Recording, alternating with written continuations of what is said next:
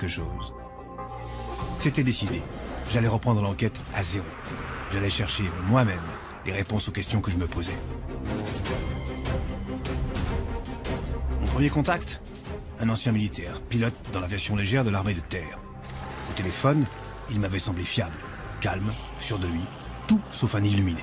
À bord de son hélicoptère, il avait été témoin d'un de ces phénomènes hors du commun. « Venez, m'a-t-il dit, je vous raconterai tout. » Daniel Michaud a plus de 13 000 heures de vol à son compteur, dont une qui devait le marquer à vie. Je me souviens, c'était en 1973, en juin. J'étais jeune pilote dans l'aviation légère de l'armée de terre, la LAT. Nous étions basés à Rennes, au 3e GHL à Rennes-Saint-Jacques. Alors que nous faisions une mission de liaison entre Rennes-Saint-Jacques, où nous avions notre base, et Caen-Carpiquet, on a observé un phénomène extraordinaire 15 minutes avant l'arrivée sur Caen. Nous étions dans des conditions optimales de vol. On était à 1000 pieds, c'était pas très haut. Et ce jour-là, je partais en mission avec un ami, mécanicien, lorsque tout d'un coup, il m'a dit « Daniel, regarde !» J'ai tourné la tête et j'ai vu cette espèce d'engin qui nous doublait, une espèce de grand dirigeable, de la taille d'un paquebot, d'une couleur gris, un gris minium, un gris, vous savez, ce gris un peu terni, sans arête sur la structure, sans nacelle, sans bruit, sans sillage à l'arrière, je veux dire sans fumée, sans hublot, sans tout ce qu'on veut, sans rien.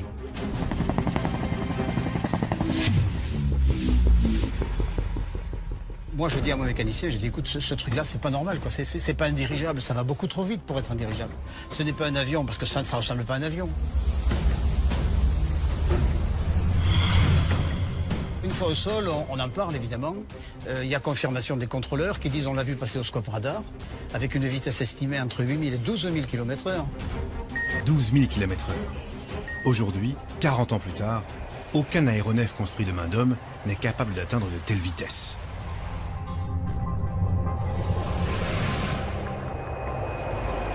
Même les avions de chasse les plus rapides ne dépassent pas 4000 km/h.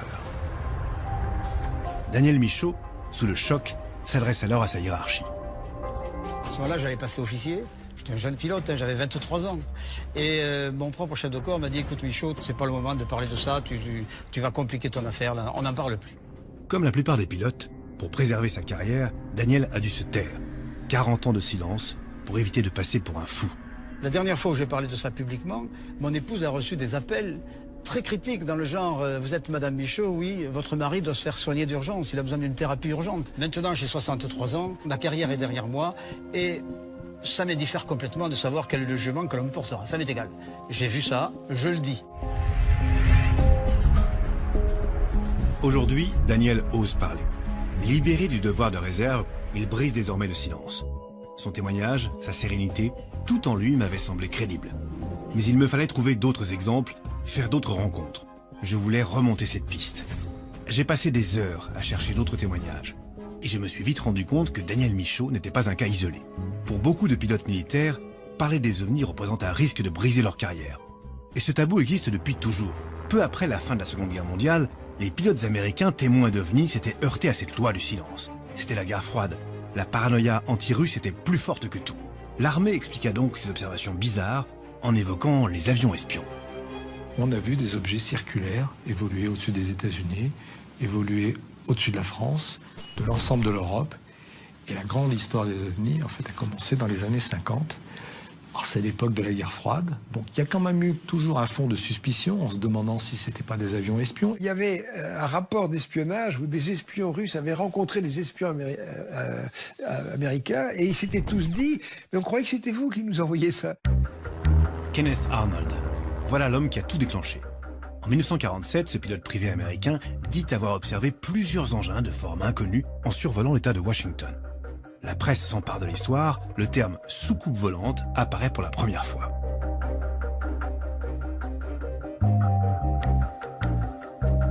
Et surtout, très vite, l'hypothèse des avions espions tombe à l'eau. On a apparemment affaire à des engins aux performances extraordinaires. Accélération fulgurante, changement de direction instantané et même absence totale d'ondes de choc. L'aspect singulier de l'OVNI, c'est un déplacement en air dense à très grande vitesse, donc ça devrait faire un bang. Avant, dans le temps, un avion supersonique passait, il cassait les vitres. Tandis que si vous preniez un OVNI qui passe à Mach 5, 6 au-dessus d'un village, il effondrerait les toitures. Hein? Carrément, bah oui, vous avez une onde de choc. Vous savez, l'onde de choc, c'est l'équivalent des vagues d'étrave des bateaux. Imaginez un croiseur qui arrive à 200 km/h devant le port de Marseille, il casse tout. Il fait une vague énorme, voilà, c'est tout. Aucune onde de choc. Exactement ce que m'avait dit Daniel Michaud. Imaginez un engin comme ça aurait dû casser toutes les vitres partout. Peut-on en déduire, pour autant, qu'il s'agit d'une technologie autre qu'humaine? J'ai retrouvé Jean-Gabriel Grélé, pour qui cela ne fait aucun doute. Ce pilote de chasse français a servi aux États-Unis dans les années 50 et il se souvient du règlement alors en vigueur dans l'US Air Force. Un document qui, d'après lui, prouve que l'armée prend le phénomène très au sérieux et nous cache quelque chose. Ce papier, c'est la réglementation que nous devions suivre à chaque fois que nous voyions quelque chose de non identifié ou de bizarre. Quelque chose qui ne nous semblait pas pouvoir être reconnu comme un avion humain. En gros, tout ce qui a été disque, par exemple, il est bien évident que ça ne pouvait pas être un avion humain. Objet volant non identifié a trait à tout type d'objet en vol, airborne, qui, par ses performances, ses caractéristiques aérodynamiques ou des détails de forme inusuels, ne se conforment à aucun type d'avion ou de missile connu à notre époque. Alors ce document, pour moi, représente la preuve absolue, et c'était le cas pour mes camarades aussi, la preuve absolue que nous pouvions être confrontés à des engins qui n'étaient pas de construction humaine. Là, il marquait un point. Pourquoi l'armée aurait-elle perdu du temps à dicter un manuel sur des choses qui n'existent pas? Au fil de mes recherches, je découvrais cette contradiction. La négation officielle du phénomène OVNI et la multiplication de ces observations de pilotes dans tous les pays. Depuis 1947, plus de 3500 pilotes avaient quand même osé témoigner, et ce sur tous les continents. Parmi ces histoires, une en particulier m'accrocha tout de suite. C'est une de mes sources à Téhéran, en Iran, qui m'avait briefé. « Renseigne-toi », m'avait-il dit. C'est un cas unique, mais évidemment, l'affaire a été vite classée.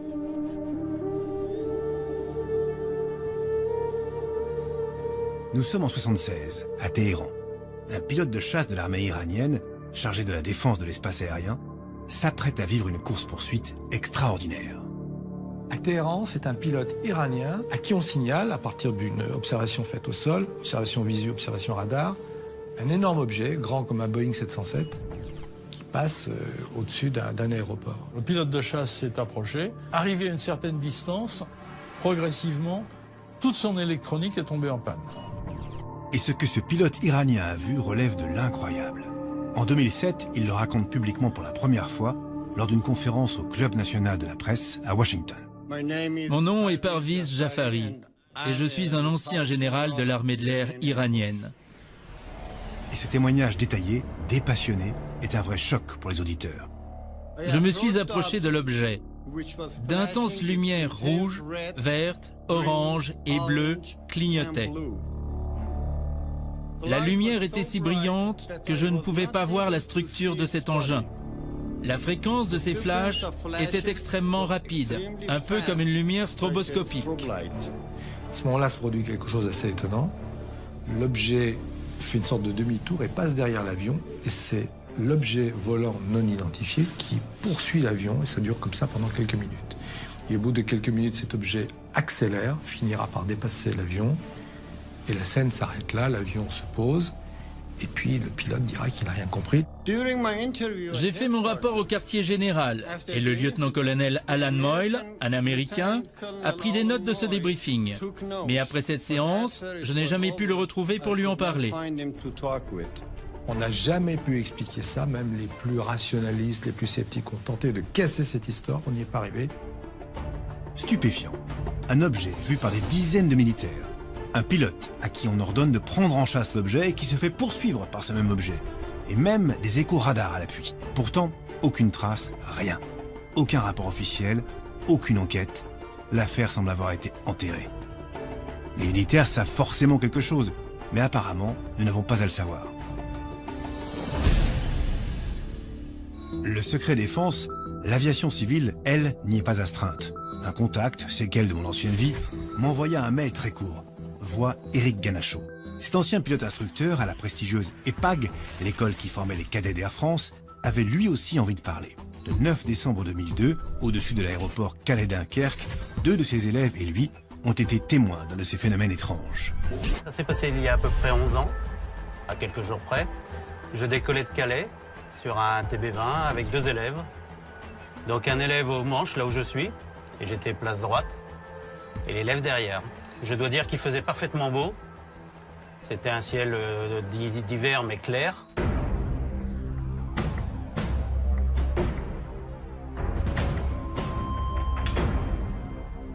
Et là, donc, j'ai vu pour moi un avion qui arrivait face à moi, un gros phare.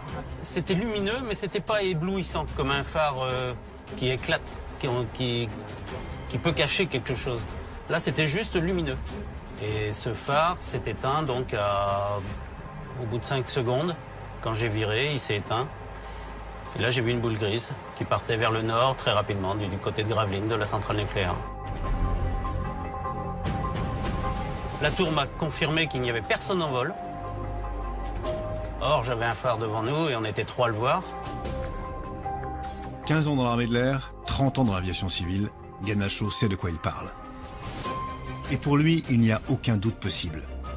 Ce qu'il a vu n'était ni un reflet, ni un avion. Quand je l'ai vu, moi, c'était statique. Quand ça s'est éteint, je l'ai vu diminuer très rapidement, partir à toute vitesse en sens opposé. On envoie des reflets sur des pare-brises, sur une carlingue métallique. Ça n'a rien à voir. Rien à voir. Ça fait une lumière diffuse, un éclat de lumière, c'est diffus. Là, c'était bien compact, bien cerné. C'était bien dessiné. N'étant plus militaire, Éric Ganachaud s'était senti le droit de témoigner. Peut-être même le devoir. La gendarmerie est venue prendre nos dépositions à tous les 3. On a vu quelque chose, mais on ne sait pas quoi. On ne sait pas quoi. Ça se confirmait. Les témoignages crédibles de pilotes civils, les rapports de militaires, il y en avait eu beaucoup. Mais une fois enregistrés, qu'était-il devenu? C'était ça que je devais maintenant comprendre. On le sait peu, mais en France, il existe un organisme officiel consacré au sujet. C'est le GEPAN, le groupement d'études et d'information des phénomènes aériens non identifiés.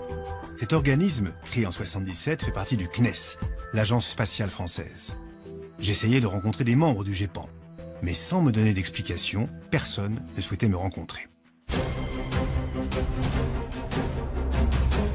Mais je ne lâche pas si facilement. J'ai appris que le GEPAN était encadré par un comité de pilotage, chargé de superviser son travail.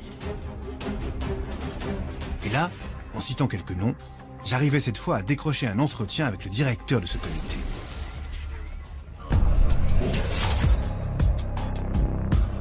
Pierre Bescon, ingénieur général de l'armement, polytechnicien, un scientifique rationnel.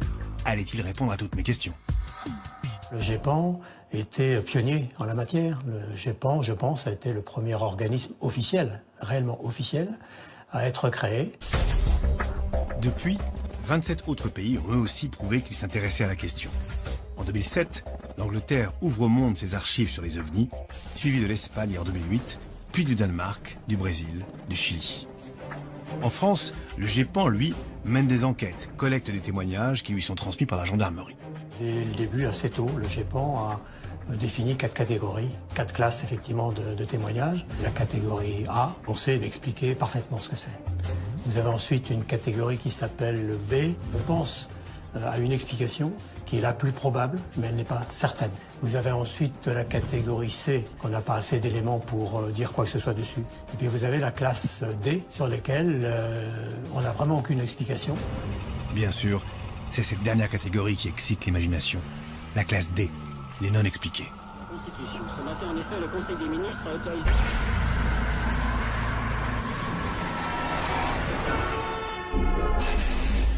En France, il y avait donc bien des traces, des preuves même, de la réalité de ces phénomènes.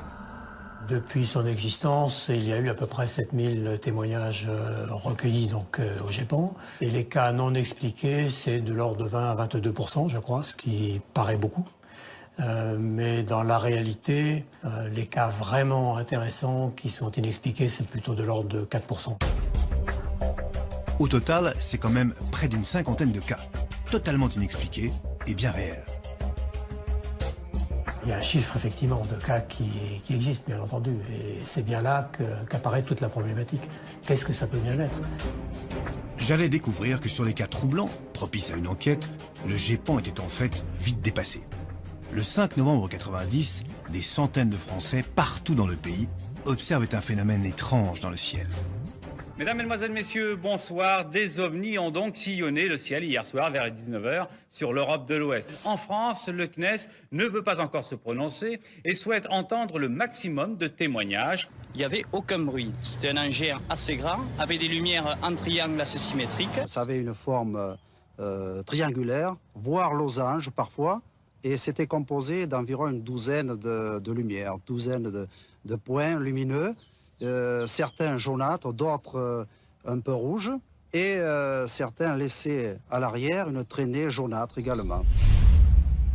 Le GEPAN n'a pas pu se pencher sur ces 1000 observations, c'est beaucoup trop. Il faudrait pouvoir travailler plus là-dessus. Je ne suis pas sûr que le GEPAN ait eu le loisir ni les ressources pour travailler sur toutes les observations. Très bien, je récapitule.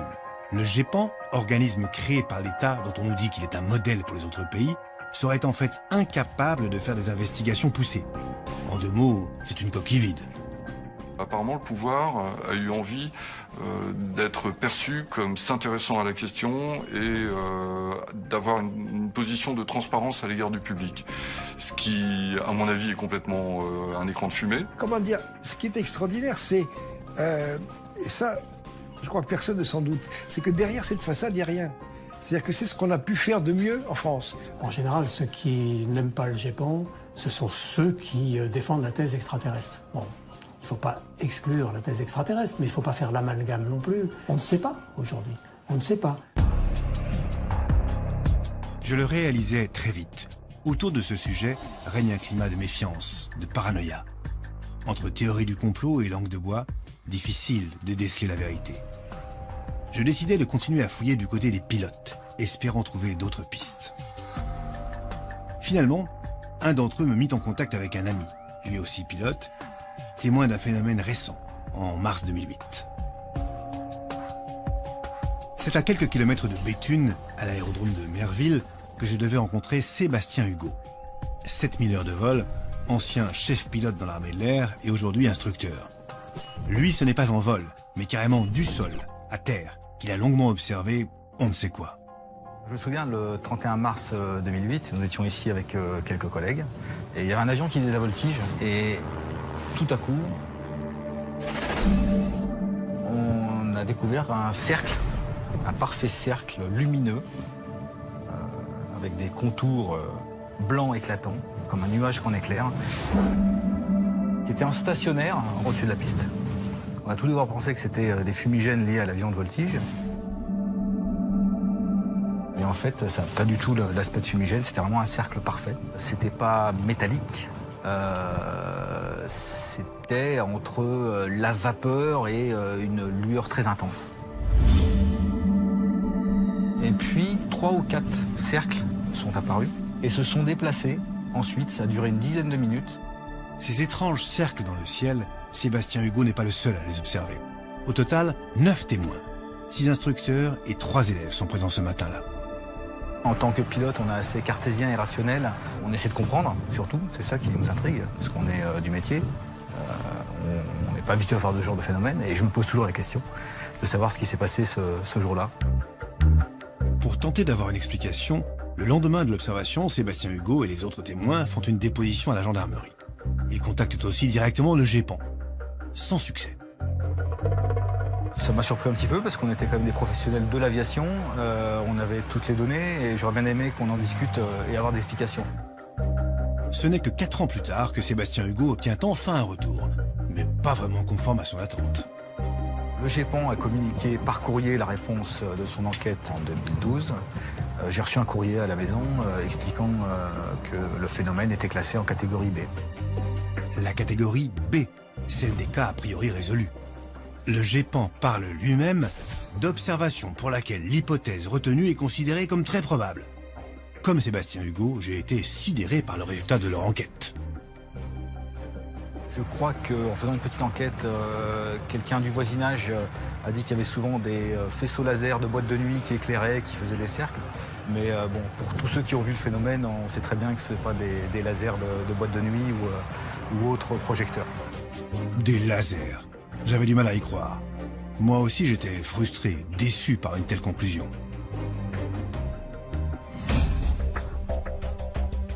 J'avais eu beau rencontrer des pilotes, interroger des voix officielles, je me rendais compte que je tournais en rond. Alors, j'allais frapper plus haut. Ma prochaine cible, les plus hautes sphères de l'armée. Là où on côtoie les politiques.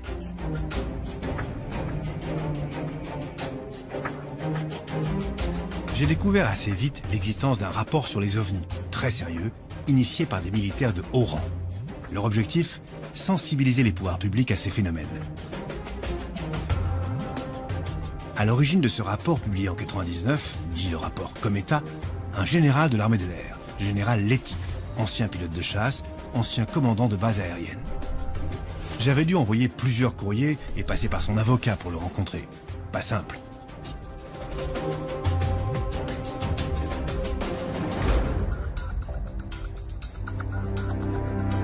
Aujourd'hui, le général Letty est à la retraite et il a finalement accepté de me parler du rapport Cometa, un rapport explosif rédigé par l'élite militaire.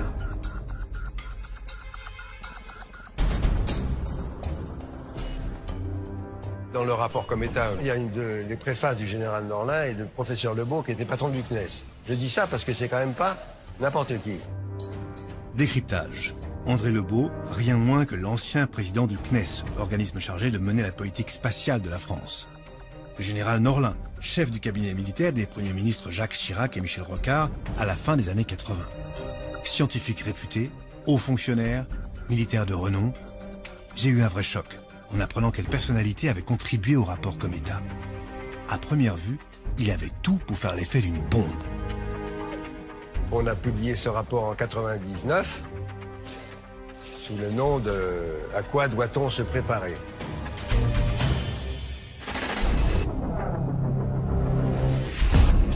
Nous avons là une occasion unique de connaître enfin le phénomène OVNI. Il y a des phénomènes lumineux qui traversent le ciel. D'accord d'étudier le phénomène et estime que c'est suffisamment sérieux. Il ne faut pas laisser tomber. Ça impose qu'on prenne des mesures. Exactement, il faut savoir ce que c'est. À quoi doit-on se préparer? Voilà un bon titre. Ce rapport affirme une certitude. Il y a bel et bien des phénomènes ovnis très sérieux. Pendant 4 ans, ces spécialistes émérites, dans l'antichambre du pouvoir politique, ont travaillé en analysant chaque observation recueillie sur toute la planète. Au total, 90 pages, des dizaines de cas, tous plus incroyables les uns que les autres. Un rapport saisissant, destiné au sommet de l'État. Initialement, on devait l'adresser au président de la République, pour secouer un peu les branches, et au Premier ministre. Alors, je ne sais pas si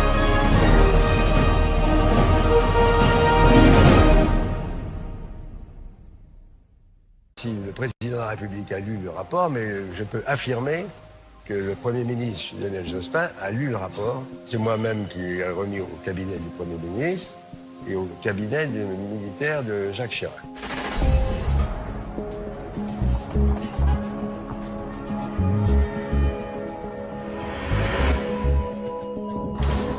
Pourtant, aucun de ces hommes politiques ne fera de commentaires. Rien. Pas un mot, pas une réaction. Comme le général Letty, je m'interrogeais. Le rapport était-il considéré comme trop absurde ou trop dérangeant?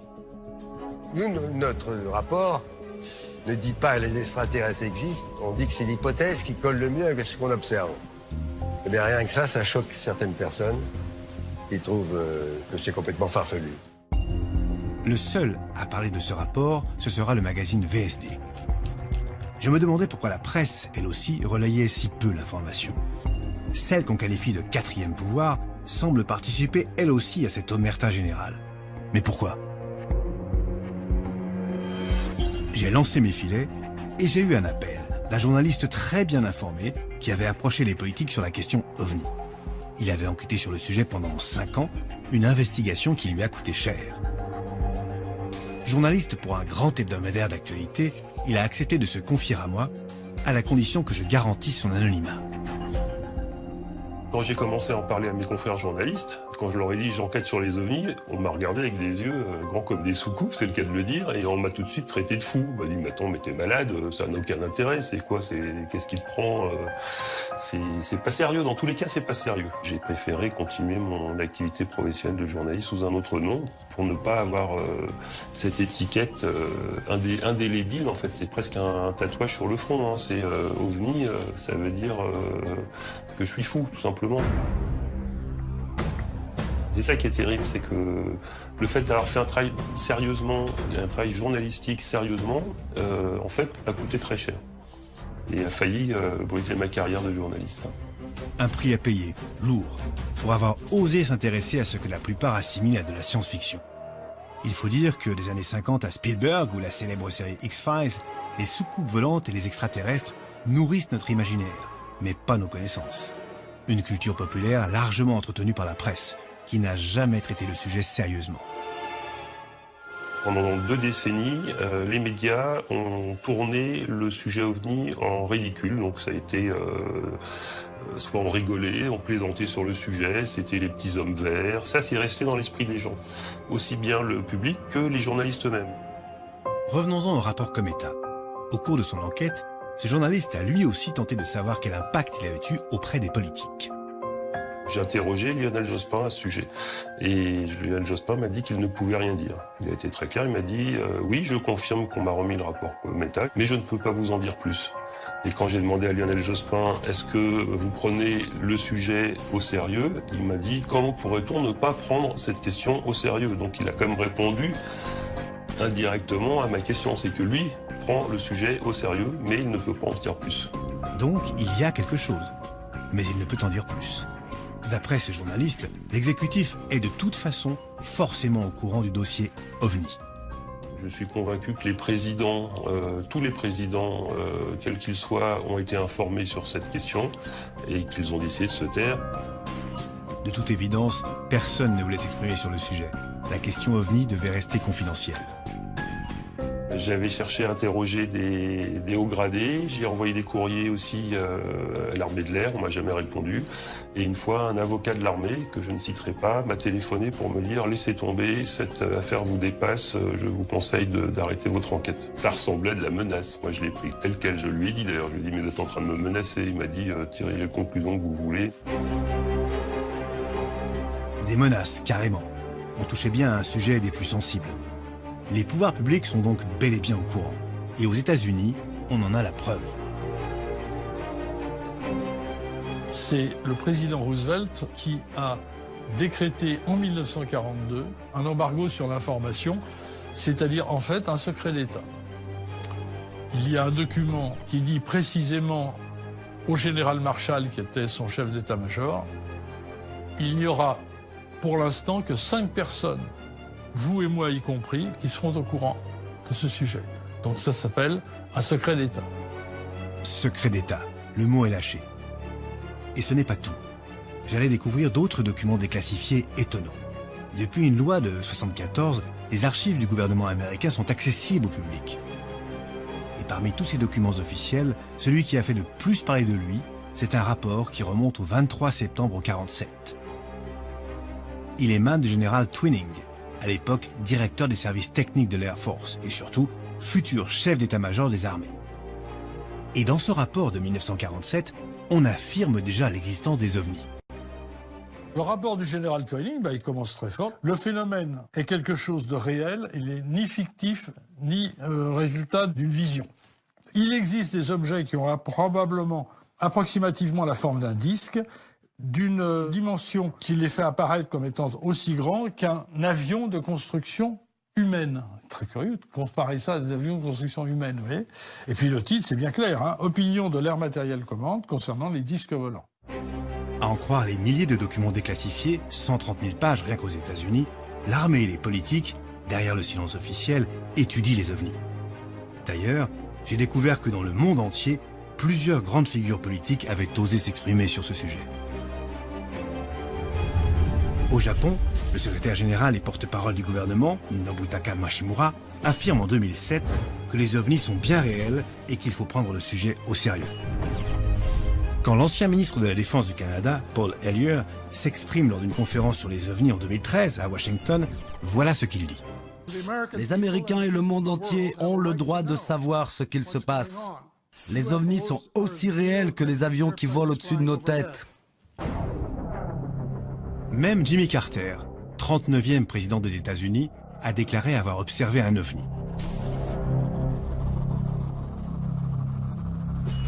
C'était en 1969, un an avant de devenir gouverneur de Géorgie. Alors qu'il s'apprête à faire un discours dans la petite ville de Leary, comme une vingtaine d'autres personnes, il voit un étrange objet lumineux passer au-dessus de sa tête. Une fois président, il n'a pas oublié et n'a jamais démenti cette histoire. Voilà ce qu'il en raconte dans une énième interview. Un soir, j'étais devant un restaurant, juste avant le coucher du soleil. La nuit tombait et nous allions nous mettre à table. J'étais là avec 25 personnes lorsque nous avons vu se dessiner dans le ciel une étrange lumière qui venait vers nous, une lumière ronde.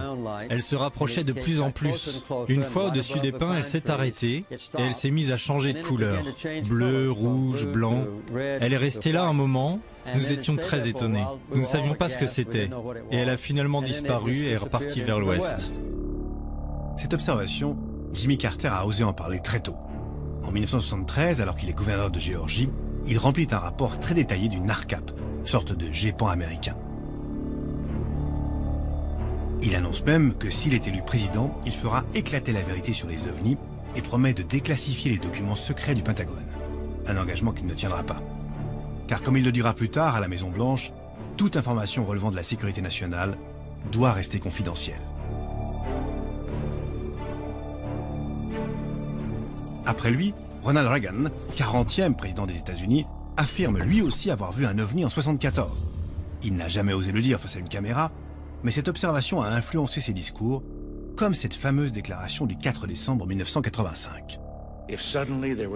Si soudain une menace planait sur le monde, venant d'une autre espèce, d'une autre planète, d'un autre univers, nous mettrions de côté tout ce qui nous éloigne les uns des autres. Bien plus récemment, en octobre 2007, un sénateur de Nikotinich prend le risque de dire qu'il a vu un ovni alors même qu'il est en pleine campagne électorale. Avez-vous vu un ovni? Enfin, j'ai vu un objet volant, non identifié, n'est-ce pas? Ce n'était pas identifié. J'ai vu quelque chose. Cette déclaration lui a peut-être coûté son élection. Étrangement, malgré ses prises de position, rien ne bouge. On nous mène en bateau. Et comme en France, aux États-Unis, il y a aussi des affaires étouffées pour raisons politiques. Le cas de Fife Symington, ancien gouverneur d'Arizona, en est un exemple frappant. Le 13 mars 1997, des milliers d'habitants de Phoenix observent dans le ciel d'étranges lumières. Phoenix en 1997 est survolé, alors que la nuit commence, par un énorme triangle, un énorme engin qui fait plusieurs kilomètres d'envergure, qui survole la ville à basse vitesse et qui est observé par des milliers de personnes. C'était un disque, un énorme disque, à peu près de la taille de ces deux immeubles.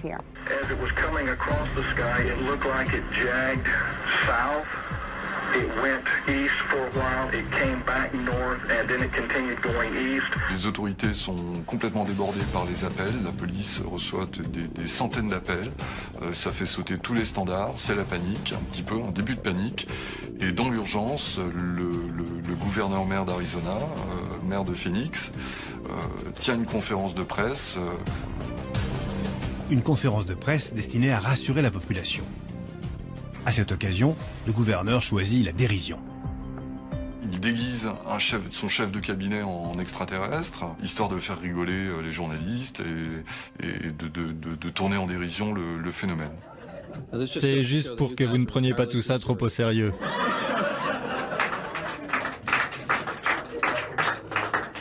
La version officielle Ce sont des leurres, des fusées-leurres, tels que les avions de chasse en largue pour dérouter un missile qui leur est envoyé, etc. Ça n'a rien à voir avec ce que l'on voit.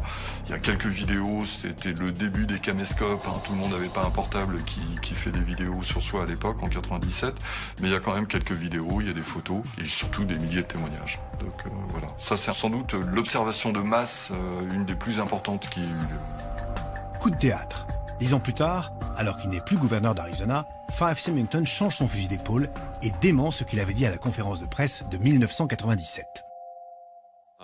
Je suis Fife Symington et en 1997, lors de mon deuxième mandat de gouverneur d'Arizona, j'ai vu quelque chose qui défiait ma logique et ma perception de la réalité. Un soir, j'ai observé un gigantesque vaisseau en forme d'aile delta qui survolait silencieusement le Squaw Peak, une chaîne de montagnes au nord de Phoenix. C'était vraiment à couper le souffle. En tant que pilote et ancien officier de l'armée de l'air, je peux dire avec certitude que cet engin volant ne ressemblait à aucun objet connu créé par l'homme. Ce témoignage de Fife Symington a été un vrai déclic pour moi. Pourquoi n'en avait-on jamais entendu parler en France? Je me suis rendu compte du paradoxe propre à notre pays. Nous avions été les premiers à nous doter d'un organisme étudiant les ovnis, et pourtant, nos dirigeants restaient ceux qui en parlaient le moins. Pour ainsi dire, jamais. Seuls 2 hommes politiques ont osé s'intéresser publiquement à la question. Le premier ne fut autre que le général de Gaulle. Le général de Gaulle avait été impressionné, il avait eu connaissance d'un rapport qui s'était passé assez loin de la France, mais un rapport OVNI qui était tout à fait pertinent. Il avait demandé à ce qu'une commission d'enquête soit créée sur la question. On était vers 1966. En 68, il y a eu les événements qu'on connaît. C'est tombé à l'eau et ça s'est pas remis debout. 6 ans plus tard, c'est Robert Galet, alors ministre des Armées et futur ministre de la Défense, qui se prononce sur la question OVNI. Le 21 février 1974, suite à une vague d'observations en France, il s'exprime sur France Inter. Il est irréfutable qu'il y a des choses aujourd'hui qui sont inexpliquées ou mal expliquées.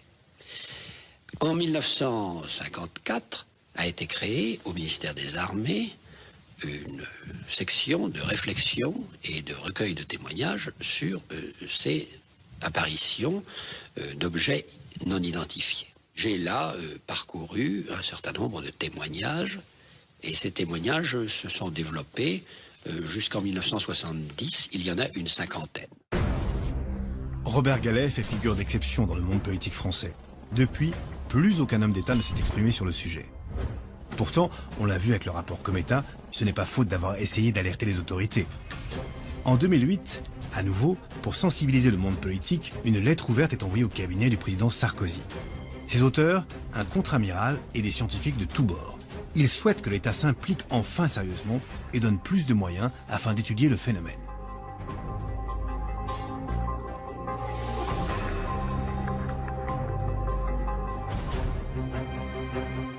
Claude Lavatte, ancien ingénieur en aéronautique, est l'un des signataires de cette lettre ouverte. C'est un ancien d'Aéroports de Paris, 35 ans de carrière au sein d'une entreprise dont il était le représentant sur tous les continents. Inventeur du Loxiasol, un système de détection des avions sur les aéroports, utilisé notamment en France et au Japon, ce spécialiste des radars était en quelque sorte le garant du savoir-faire et de la technicité Aéroports de Paris. Là encore, tout sauf un farfelu. Depuis qu'il est à la retraite, cet ingénieur se bat pour faire réagir les politiques sur le sujet OVNI. Voilà la réponse qu'il a reçue. Le président de la République m'a confié le soin de répondre au courrier que vous lui avez adressé le 14 avril 2008. Je puis vous assurer qu'il a pris connaissance avec attention des réflexions dont vous avez bien voulu faire part au chef de l'État. J'ai aussitôt communiqué vos remarques au ministre de l'Enseignement supérieur et de la Recherche, plus particulièrement compétent, pour les examiner et vous faire connaître la suite susceptible d'y être réservée. Et alors, quelques temps après, on reçoit un courrier, le 16 juin 2008.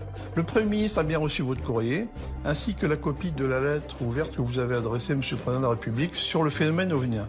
Après en avoir pris connaissance, Monsieur François Fillon, donc Premier ministre à l'époque, m'a chargé de transmettre votre correspondance à Madame Valérie Pécresse, nommément citée, ministre de l'Enseignement supérieur et de la Recherche, dont les services vous répondront directement. Ça, c'est important, directement, parce que j'attends toujours les réponses. Mais encore une fois, la tentative de faire réagir les officiels est un échec. Pour Claude Lavatte, pas question de baisser les bras. Puisque les politiques font l'autruche, il se tourne vers l'Académie des sciences, espérant trouver un soutien de la science institutionnelle. Je me suis dit, les plus sincères là-dedans et peut-être les plus susceptibles de faire quelque chose, ce sont les scientifiques. J'ai pondu une lettre à destination de M. Philippe Taquet, président de l'Académie des sciences, dans laquelle je donne un tas de raisons pour lesquelles la science institutionnelle devrait s'intéresser aux problèmes OVNI. Décidément, le monde scientifique ne semble pas plus enclin que les politiques à s'exprimer. Alors je pensais que ça aurait pu émouvoir Philippe Taquet et j'ai reçu une réponse totalement inacceptable. Monsieur Philippe Taquet, président de l'Académie des sciences, vous remercie pour votre courrier qu'il a bien reçu, mais auquel il ne peut donner suite. Cordialement, et c'est signé Sophie Jullion, sa secrétaire. Ce monsieur n'a même pas le courage de me répondre. Bravo, bravo la science française. Ce qui manque à ces gens-là, c'est le courage et le culot. Je me rendais compte que dans tous les domaines, manifester un intérêt pour les ovnis, c'était se marginaliser, s'exposer au quolibet ou à l'indifférence. Moi-même, je me suis mis en garde. Je lui ai dit, c'est pas possible. Sachant ce que je sais, le métier que je fais, je ne peux pas compromettre ma boîte et aussi mon avenir professionnel en faisant de telles déclarations. C'est trop tôt. Je l'ai fait quand j'étais à la retraite, comme beaucoup de gens. Et les scientifiques qui ont pris position en pleine carrière en ont fait les frais. C'est le cas de Jean-Pierre Petit, astrophysicien, ancien chercheur à l'Observatoire de Marseille, puis au CNRS. On m'a proposé d'être vulgarisateur avec l'appui du CNRS. J'ai été mis dans une commission information scientifique et technique. Et puis, ma foi, on m'a dit, vous savez, si vous voulez aller visiter n'importe quel musée des sciences dans le monde, au Japon, n'importe quoi, vous nous le dites, on vous envoie, j'aurai une vie de patachon. Mais le prix à payer, c'est vous arrêtez vos conneries avec les ovnis. Là, j'ai dit non. Donc, c'était fini, j'ai loupé ma chance. Mais il faut savoir ce qu'on veut. Est-ce qu'on veut se regarder dans une glace le matin ou pas ? Scientifiques, politiques, journalistes, militaires, pour résumer, en France, aucun domaine n'échappe au tabou OVNI. On a le monde politique, on a le monde médiatique et on a le monde scientifique. Aucun ne veut faire le premier pas et attend que l'autre fasse le premier faux pas. Donc le monde politique attend que le monde scientifique lui donne le feu vert, lui dise officiellement, etc. Il y a quelque chose à chercher là, ça peut être dangereux et même ça peut être intéressant du point de vue technologique. Alors le monde politique très prudent attend, ne fait rien, puis il y a toujours une élection en vue, donc il fait rien encore moins. Bon. Je pense que c'est lié à l'esprit cartésien qui habite la France. On est des irréductibles gaulois qui ont besoin de toucher. Et ce phénomène, il est tout sauf touchable. Ce phénomène, il échappe à la compréhension humaine. Les militaires ont peur, les politiques ont peur, les religieux ont peur. Imaginez, toutes les religions du monde, tout d'un coup, ils sont confrontés à des choses. On dirait, écoutez, ça ne s'est pas passé comme vous le croyez. C'est la catastrophe. À ce stade de mon enquête, je n'avais plus le choix. Il fallait parler directement aux responsables politiques. Et qui mieux que Claudie Aigneret pour répondre à mes questions ?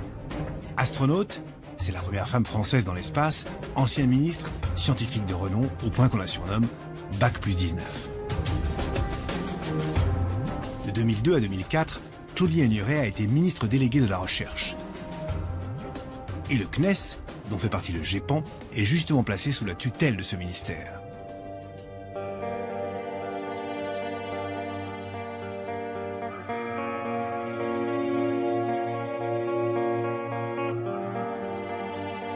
Claudie Aigneret devait forcément avoir eu des échos du travail du GEPAN. Surtout que pendant ces 2 années au ministère, cet organisme a enquêté sur plus de 30 cas, dont 5 qui n'ont jamais pu être expliqués. À l'époque où j'étais au ministère de la Recherche, non, il n'y a pas eu de retour sur ces rapports. Ces activités-là, elles ne sont pas classées prioritairement dans les enjeux du spatial. Ça commençait mal. J'étais assez pessimiste sur le déroulement de cet entretien. En écartant la politique, je tentais une autre approche. Claudie Aigneret est allée 2 fois dans l'espace, en 1996 et en 2001. Au total, 26 jours passés en apesanteur. Alors, peut-être avait-elle été témoin de quelque chose. C'était pas un sujet qui me posait question quand j'ai préparé la mission, quand j'ai réalisé la mission. Par contre, c'est une question qu'on nous pose au retour des missions. Et en général, je réponds que je n'ai pas vu quoi que ce soit auquel je ne m'attendais pas. Décidément, j'étais mal parti pour obtenir des révélations. Pourtant, je repensais à tous ces témoignages que j'avais trouvés.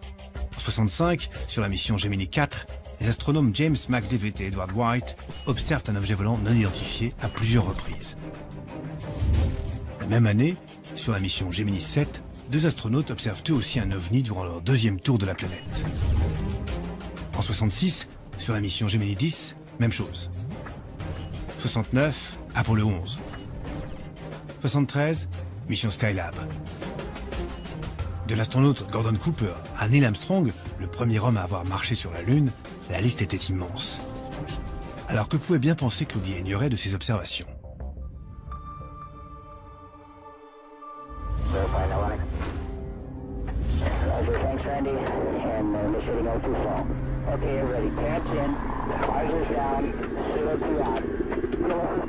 Quand on est dans des environnements de ce type, c'est tout à fait normal de découvrir des choses auxquelles on ne s'attend pas. C'est pas pour cela qu'il n'y a pas d'explication. Cette réponse, évidemment, ne pouvait pas me satisfaire. Mais j'avais en tête d'autres cas concrets. Je me rappelais ainsi d'une vidéo surprenante de l'astronaute américaine Mary Ann Stephanie Piper. Le 19 septembre 2006, la mission STS-115 de la navette Atlantis, dont elle fait partie, est incapable de revenir sur Terre. Un objet non identifié bloque sa trajectoire. Le centre de Houston est obligé de repousser le retour de la navette de 24 heures. Une fois sur Terre, durant la conférence de presse de l'équipage, voici ce qui se produisit lorsque l'astronaute voulut décrire son observation. C'était quelque chose que je n'avais jamais vu avant. Et quand enfin j'ai pu sortir dans l'espace, c'était vraiment différent là aussi. Je pense que ça n'aurait jamais pu se passer ainsi sans la préparation que nous avions reçue avec l'équipage. Et je voudrais...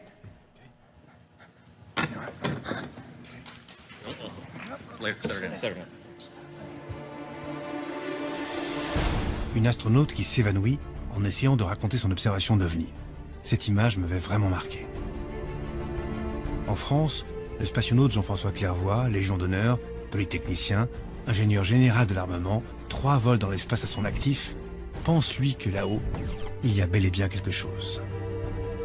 Peut-être que des vies intelligentes ailleurs sont venues nous observer en cherchant à ne pas nous perturber, c'est pour ça qu'on ne les a pas vus. Je peux vous dire que la première fois que j'ai vu la Terre depuis l'espace, sur un fond noir d'encre sans une seule étoile, on se dit c'est pas possible, on peut pas être seul. Il y en a forcément un jour là des extraterrestres plus avancés qui vont nous rendre visite, ou un jour on peut-être dans le lointain futur on sera capable d'échanger avec eux.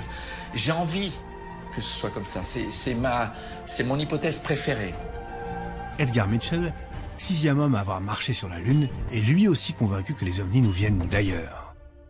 J'encourage ceux qui doutent à lire les livres, écouter ce qui se dit et essayer de commencer à comprendre ce qui se passe vraiment. Il n'y a aucun doute, nous sommes visités. J'évoquais toutes ces vidéos à l'ancienne ministre, curieux de voir sa réaction. J'ai pas eu l'occasion d'en parler personnellement avec une, de lire des choses à ce propos. Non, je suis pas la bonne personne pour répondre sur ce sujet. C'est pas quelque chose, ce sont pas des points de discussion qu'on a pu aborder. J'avais des doutes. Depuis le début, la conversation gênait Madame Aigneret. Alors qu'elle évitait la plupart de mes questions, je repensais à ces mots de Jean-Pierre Petit. En fait, les gens s'en foutent, vous savez, c'est ça le problème. C'est que, bon, essayez d'intervenir auprès d'un politique. Vous lui dites les ovnis, le type va dire, oh là là, vous savez, la crise, les manifestants, ceci, l'Afghanistan... Hein. Le ministre de la Défense, lui, est intéressé par les opérations militaires d'Afghanistan. Vous lui parlez des ovnis, ils s'en foutent. C'est un problème qui a été rangé au niveau du folklore. Juste avant de partir, je tentais une dernière question. Pourquoi tout ce malaise, ces non-dits? Il peut y avoir des formes de secret défense et qu'on peut comprendre. Ça peut expliquer une partie du cas. On ne nous dit rien parce qu'il y a quelque chose à cacher. Oui, on ne nous dit rien parce qu'il y a quelque chose à cacher. Il y a quelque chose à cacher. Quelque chose à cacher. Cette phrase allait renforcer tous mes doutes.